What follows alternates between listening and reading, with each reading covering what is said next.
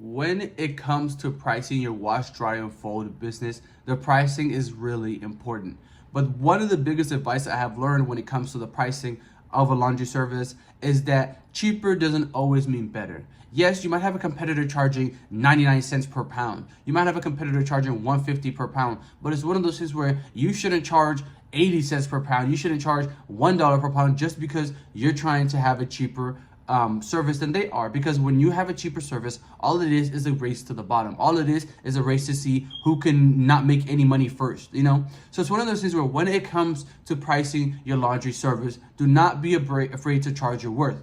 And it's one of those things where if you watch one of my other videos and you actually choose your target audience or your target customer correctly, it makes it easier to charge. Meaning if you're charging, say you're doing mostly commercial laundry, it's easier to charge, you know, the set fees for, you know, if you have more than 200 towels, it's, you know, $1 a towel or 10 cents a towel until, you know, you get to 200. And then when you get to 200 towels, you know, it gets to 5 cents a towel. It's one of those things where you have to understand the pricing of each either item. You have to understand the pricing of each per pound or bags, whatever it is. You have to come up with your own pricing that will make you money. You have to be able to pay your drivers. You have to be able to make yourself some money, and you have to be able to keep your business going. So for me, I charge $2.50 for my wash, dry, and fold. And that's for the next day. And if you want me to come and pick it up, I charge $2.75, so sometimes even $3 for me to do it the same day. If you want it within 4 hours, I'll charge you $2.75.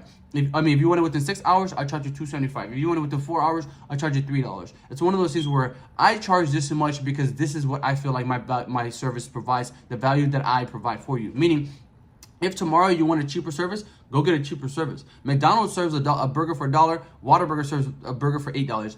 If you really want a burger, it's up to you. You can go get a cheap burger or you can get a Whataburger burger, you know? So it's one of those things where I like to feel like, you know, my service is worth it. I feel like my service, the value we provide, I can charge you $2.50, right?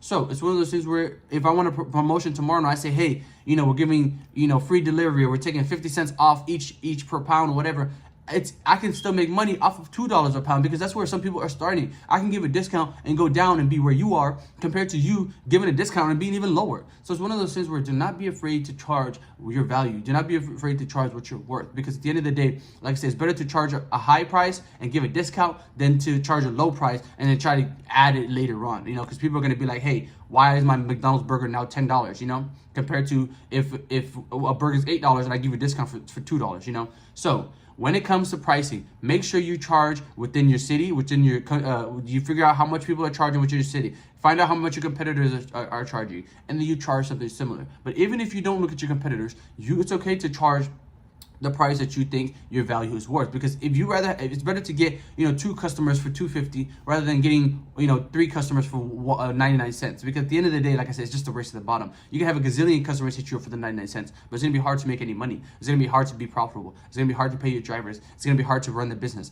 and you don't want to struggle. Okay, so when it comes to pricing, charge what you're worth, charge what your value is, charge how much you think you want to be able to charge, because people will pay it, especially if you have the service to back it up, especially if you have the discipline, the business mindset behind it. Because if you actually do the work and you show people how good it looks, they're going to be willing to pay you that high price each time. Okay.